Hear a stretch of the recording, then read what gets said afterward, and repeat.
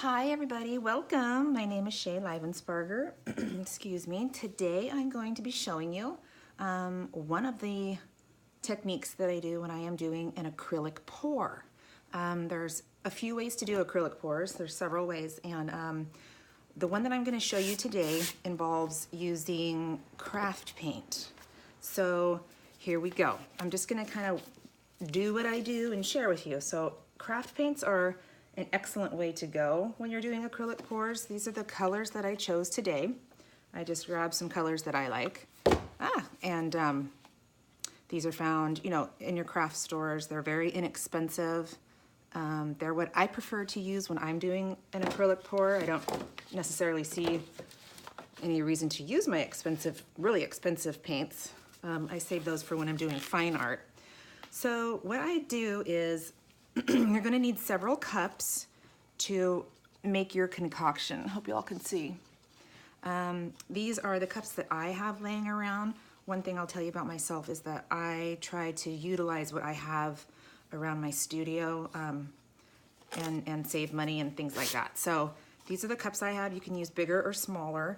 I went ahead before I started the video and pre-mixed all of my colors except for one so that I could show you how it is that I'm going to mix my final color. So these are all the craft paints that I chose. I have them over here. Simple craft paints. There's Apple Barrel, Craft Smart, Folk Art, and an Americana. Okay, so like I said, those are pre-mixed. Let me get those out of the way. So how did I mix my cup? This is what I do. And again, as an artist, we all have our own ways of doing things. This is the way that, one of the ways that I do. This is probably about an 8-ounce cup. And what I do is, what you're gonna need is a pouring medium, okay? So what kind of pouring medium am I gonna use today? This is my tip for you. I'm gonna use Floetrol. Can you all see? Okay, this can be found, let's see. Hopefully you guys can see. This is something that you can find in your home improvement stores over by in the paint section, but it's used for, a lot of plumbers use it, or it's over in your paint department, but you're gonna probably have to ask to find it. Okay, it's for painting and eliminating roller marks and things like that. It's not used for plumbing. Anyways, I use this as my pouring medium. Okay, it's a really inexpensive. This is a gallon size. It's $13, and that's what I'm gonna use.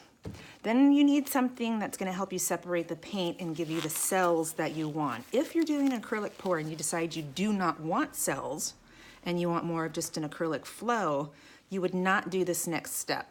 But since I want to show y'all how I got cells, what you need is a silicone. Okay, so this is a 100% silicone oil that I found. I got it online through Amazon, I believe. I've had this bottle for quite a while, so quite honestly, I don't know exactly how much it costs, but I want to say it was probably around 20 bucks or so. I'm getting low, so I'll have to think about what I'm going to do next. But you'll need this. If you don't, a money saver that you can use is, boom, this one. This one can be found at all your home improvement stores, Home Depot, Lowe's, things like that. This is simply a long-lasting 3-in-1 all-temperature silicone. Basically the same thing. It's 100% silicone. Okay? And these probably run about 6 bucks. So here's what we do. And then you'll need some water. Just have a cup of water off to the side somewhere. So what I do is I take my cup, and this is a 16 by 20 inch canvas. In order to prep this today, I just gave it a good, nice layer of gesso.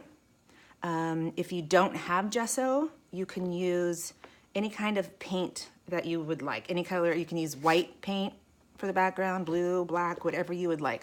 Just give it a good coat or two. This one I just used some gesso. and but paint is fine. Gesso can be really expensive, so if you're looking to save money, just grab a paint, some craft paint. You can get them in big, large bottles. Squirt it on there, spread it out, let it dry, maybe do it again. That gives you a nice seal so that your paints don't soak into your canvas. So you're gonna take your Floetrol, make sure you give it a good shake. Now again, I believe this is an 8-ounce cup. So because this is such a large surface, I'm going to use quite a bit of my Floetrol, and that's gonna come with experience in judging how much exactly you need depending on the size surface that you're doing. But I try not to waste too much. So what I'm gonna do is take my cup and I'm gonna fill it with my Floetrol first to about right there. It might be a little bit much considering I have 5 cups off to the side, but I don't want to get myself into a position here where it's not going to work when I'm trying to demo this for y'all. So I've got my Floetrol in there. I'm going to do a drop of my silicone. Now, again, I could use the other stuff, but I'm going to go ahead and use this one. Oop, that was about 2 or 3 drops actually, but a drop is fine. And I'm gonna put in my color. So this is a Color Shift color by Folkart. I think I got it at Walmart for $1.60. They have lots of different colors. Love this color. So, oops. So I'm going to open up my paint and put some in here. This is about how much I like. Can you see? I would say probably a tablespoon. Nice big tablespoonful. Okay. Now I like to put just a little bit of water. So I have a cup of water over here off to the side. Just plain old water. You can use whatever you want to get your water in there, or spoon. I just happen to have a gazillion of these things. So I'm just gonna put a little bit of water. Look, about 2 drops. Okay? And all that water does is help get the consistency. Take something that you wanna stir. Popsicle sticks from the dollar store are great. Tongue depressors, I've used pencils, I've used the end of my paintbrush, whatever you have that you want to use. I definitely recommend not using the colored popsicle sticks if you can avoid it. I have used those on occasion. I try to get a lot of supplies at the dollar store, excuse me, and you know, of course trying to save money, but they sometimes run out of the plain popsicle sticks, so I have resorted to colored popsicle sticks, which work okay. I mean, they work, they do the job, but you have to work quick because the color bleeds. So I was able to get some tongue depressors at a shop near me. So we're mixing it really, really well. Okay. Now, I'm not gonna sit here and go into all the different techniques that artists do. I'm just gonna show you one way that I do it today. But I mean, I could go on and on and on different techniques. I'm not being careful when I mix this today. I'm just mixing it, okay? I'm not, if air gets in there, hallelujah, fine. So I'm mixing it up. Now this is the consistency that you want. Can you guys see that? Probably not, huh? Okay, if you feel like it's too thick, add a couple drops of water until you get it to a nice, like this, you know. From time to time, it doesn't mix up and get as runny as I want it to be, so I'll add a couple more drops of water. Okay, so there's our mixture. Now, so I have all my colors mixed and ready to go. Just so y'all can see, I'm gonna put them right here. I won't do it off to the side, of course. Okay, so there's the colors that I chose. And then I'm gonna take some empty cups. Again, this is just one technique that I use. Make sure there's not any ickies in there. Can you see? Yeah, okay, so here's our pre-mixed colors. Here's my empty cups. Now, here's what I'm gonna do for today. I take my pre-mixed cups. I'm gonna put some in each cup. I could do, well, I'm not even gonna get into that. I'm gonna do it in 3 cups because it's a large space today. If it was larger, I might have to do 4 or 5 cups, or if it was smaller, I might do 1 cup. There's a lot of times where I might do a 10 by 10 canvas and it only requires 1 cup, depending on the size of the cup. So I put a little pink in each one. There, you can put these in any random color, you know, any random way that you want to. It doesn't have to be this way. You can do the blue and the white and the other blue. Okay. Put that off to the side just because I used it. Now I'm going to put just a little bit of white because I want to. Again, you put your colors in however you want. And as I'm putting these in, I can see that it's getting pretty full. So I might do another cup. I might not. Let's see. Okay, I'm gonna do some of this dark blue in each one, getting up to the top there. And this is my last blue. There's a teeny tiny bit in each cup over there, which is fine. If I need to, as I'm doing my pour, I can scrape some of that color out. I have quite a bit of this blue left, but that's okay. I'll put it off to the side, do something with it later. This one's pretty full. This one has room for just a tiny bit more, so I'll just put some white. And this one has a little tiny bit of room. Okay, so here's what we do. I've got my colors mixed now. Again, you can put your colors in any order that you want in your cup. If I was doing, well, anyways, here we go. Sorry, I start rambling because there's just so many variations to do this, and I'm really trying to keep this simple for y'all today. So you're going to place your, now my cups are all made, and I'm gonna place them on my canvas like this. Might get a little messy. Okay? Yes, I know there's other ways to do this, but this is how I'm doing it today. Okay? Now, put them on your canvas towards the center, you know, any way that you want, so that when we lift our cup up, the paint is, of course, gonna go outward. So I wouldn't wanna put my cup here. If I put my cup here, some's gonna go to the middle, but it's, you know, it's gonna go right over to the side, and what a waste is that? So when you put your cups down, if you wanna do 1, 2, 3 in a row, or you wanna zigzag them or whatever, that's great. Just make sure that they're more, you know, towards the center, not exactly on top of each other. We do wanna space them out. So there are our cups. Now, all the paint in there is kind of coming down. Pardon me. And here we go, here we go, here we go.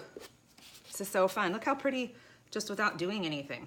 So we've got our cups on there, and we're going to lift it. Boom. Just gonna kind of let that drain.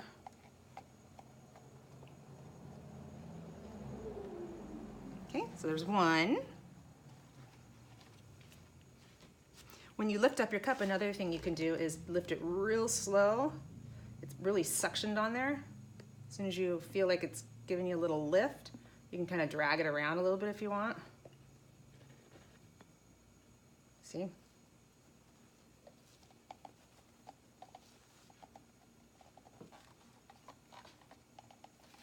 That one's done. And this one.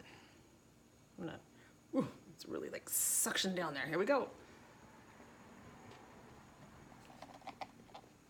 Now, I know that you're thinking, uh-oh, this part of the canvas isn't covered, and that's perfectly okay. So now I've got my paint on there, right? And I hope that this stays on. I'm gonna try to keep it as low as I can. I'm just going to now pick up my canvas and sort of maneuver the paint so that it gets on, can you see? On all sides, or on all the areas of my canvas. Doop.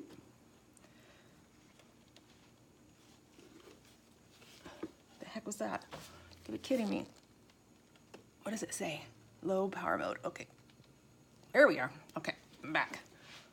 Am I back? Okay, yes. Sorry that my camera said that it was running low on battery, of course. But I'm back. Okay, so just gonna maneuver this.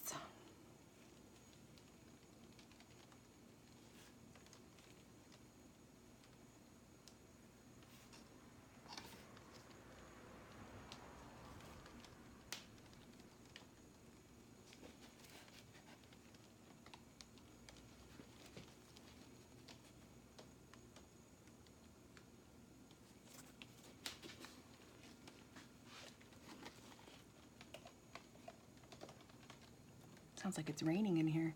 Okay, so I'm coming down for this left corner here.